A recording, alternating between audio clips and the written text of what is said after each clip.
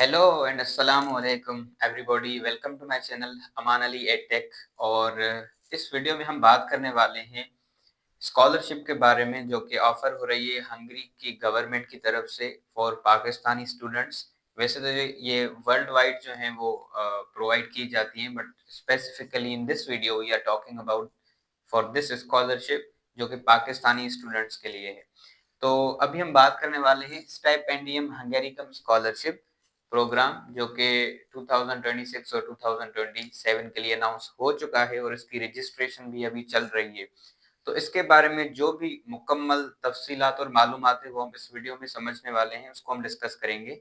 उसके बाद हम एक दूसरा वीडियो बनाएंगे इसी चैनल पर जिसमें हम आपको अप्लाई करना सिखाएंगे कि आप किस तरह से इस स्कॉलरशिप के लिए अप्लाई कर सकते हैं, क्योंकि इसके लिए दो पोर्टल्स पर अप्लाई करना होता है। एक पाकिस्तानी गवर्नमेंट की तरफ से जो है जो कि हायर एजुकेशन कमीशन का पोर्टल है, और दूसरा जो है वो है टेम्पस पब्लिक फाउंडेशन जो है, जो कि हंगरी गवर्नमेंट की तरफ से जिनका जो पोर्टल है उस पर भी अप्लाई करना होता है। तो हम उस पर भी अप्लाई करेंगे, लेकिन आज हम समझने वाले हैं स्कॉलरशिप की वो बातें जो शायद आपको पता ना हो या जिनके बारे में आपको जानना ज़रूरी है। स्टार्ट करते हैं इनकी कुछ बातों से। पहले तो इसकी जो डेडलाइन है अप्लाई करने की, दैट इज़ 15 जनवरी 2026, यानी कि आज जो है वो 1 दिसंबर है, तो ये दिसंबर का पूरा महीना भी आप अप्लाई कर सकते हैं। और जो लास्ट डेडलाइन है दैट इज 15 जनवरी। अब इस 15 जनवरी तक आप दोनों पोर्टल्स पर अप्लाई कर सकते हैं, ठीक है। यानी कि एक जो है वो पाकिस्तानी गवर्नमेंट का जो पोर्टल है हायर एजुकेशन कमीशन का, उस पर भी, और जो दूसरा पोर्टल है हंगरी का, वहां पर भी आप अप्लाई कर सकते हैं। अब 15 के बाद जो हंगरी का पोर्टल है वो लगभग बंद हो जाता है एप्लीकेशंस के लिए, जबकि पाकिस्तानी गवर्नमेंट का जो पोर्टल है वो कभी कभी डेट को कुछ दिन एक्सटेंड कर देते हैं। But I will highly highly suggest कि आप जो हैं इस लिमिटेड पीरियड ऑफ टाइम, जब तक ये 15 जनवरी जो इसकी डेडलाइन से पहले ही आप अप्लाई कर लें, ठीक है, अगर आप सीरियस हैं। क्योंकि बाद में कुछ इंटरनेट के इश्यूज भी होते हैं, और उसके अलावा ये भी गारंटीड नहीं है कि डेडलाइन जो है वो एक्सटेंड होगी या नहीं होगी। इसलिए आप जो गिवन पीरियड ऑफ टाइम में ही अप्लाई किया करें, यही आपके लिए बेहतर है। ठीक हो गया। उसके बाद हम नंबर ऑफ सीट्स की बात करते हैं, क्योंकि बाज़-औक़ात स्टूडेंट्स का यही सवाल होगा कि अगर हम इसके लिए अप्लाई करें या इसकी तैयारी स्टार्ट करते हैं, तो क्या इतनी सीट्स हैं जो हम उस कॉम्पिटिशन को बीट करके अपनी जगह वहाँ पर बना सकें। टोटल जो नंबर ऑफ सीट्स हैं वो बैचलर्स के लिए 200 हैं, और उसके अलावा मास्टर्स के लिए जो है वो 100 सीट्स हैं, और पीएचडी जो स्टूडेंट्स हैं जो पीएचडी के लिए अप्लाई करेंगे उनके लिए 30 सीट्स हैं। तो ये नंबर ऑफ सीट्स आप अपने ज़हन-नशीन कर लें, ताकि आपको आइडिया हो कि कंपटीशन कितना होगा और हमारे जो है वो सीट सिक्योर करने के चांसेस कितने हैं। अब एलिजिबिलिटी क्राइटेरिया क्या है, कौन-कौन से स्टूडेंट्स जो हैं वो इसके लिए एलिजिबल हैं।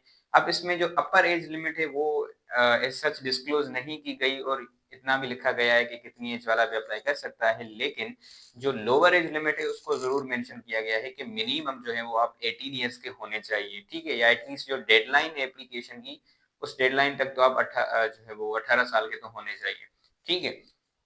उसके लिए आप definitely you should B citizen of Pakistan और आज़ाद जम्मू एंड कश्मीर, ठीक है, पहली बात ये। उसके अलावा दूसरी, you should be enrolled at least in the last year of existing study programme, and result awaiting candidates are also allowed to apply.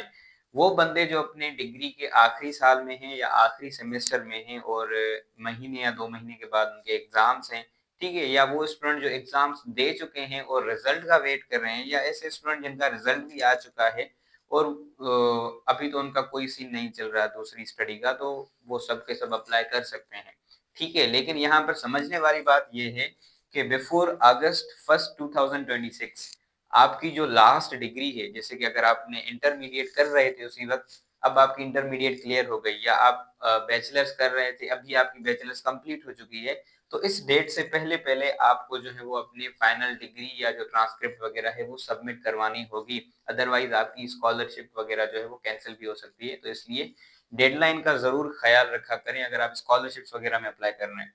दूसरी जो मोस्ट इम्पोर्टेंट चीज़ है that is your CUET and hate validity, या उसका जो score है। असल में क्या होता है कि आप कोई भी स्कॉलरशिप के लिए अगर अप्लाई कर रहे हैं, तो वहाँ पर ये सीन होता है कि मेरिट को किस तरह डिटरमिन किया जाए, ठीक है?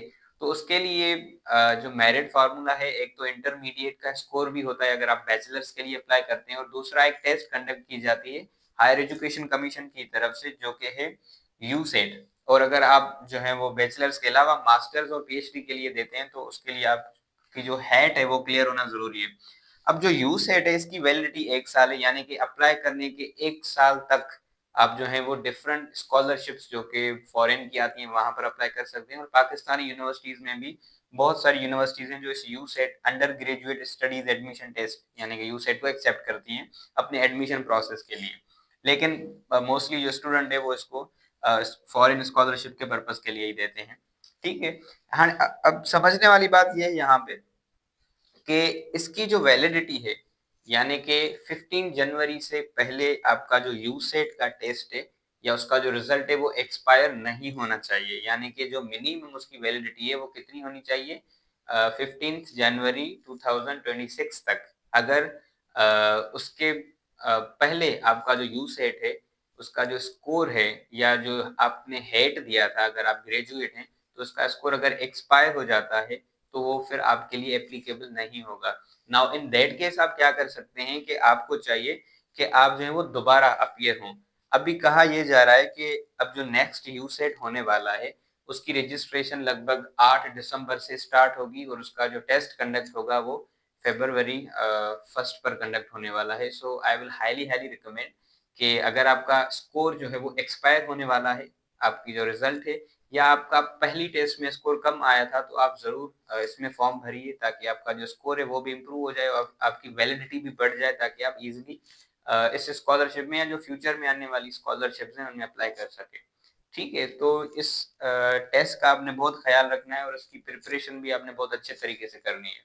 सो इन फ्यूचर होप सो कि इसी चैनल और प्लेटफॉर्म पर हम इसके प्रिपरेशन से रिलेटेड भी एक सीरीज स्टार्ट करेंगे जिसमें इनके जो सिलेबस हैं उनके हिसाब से आपको वीडियोस और लेक्चर्स प्रोवाइड किए जाएंगे ताकि आप अपनी प्रिपरेशन को बेहतर बना सकें।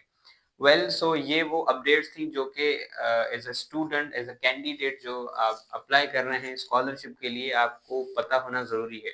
अभी जो नेक्स्ट स्टेप होगा डेफिनेटली इट इज़ दैट कि आप उसके लिए अप्लाई करें, और अप्लाई करने के लिए मैंने बताया कि आपको दोनों पोर्टल्स पर रजिस्ट्रेशन करनी होगी और दोनों पोर्टल्स पर ही अप्लाई करना होगा, एक पाकिस्तानी गवर्नमेंट का और जो दूसरा हंगरी की तरफ से है। सो नेक्स्ट वीडियो में हम उसके अप्लाई करने का प्रोसीजर भी देख लेंगे। So till then take care of your self. Thank you.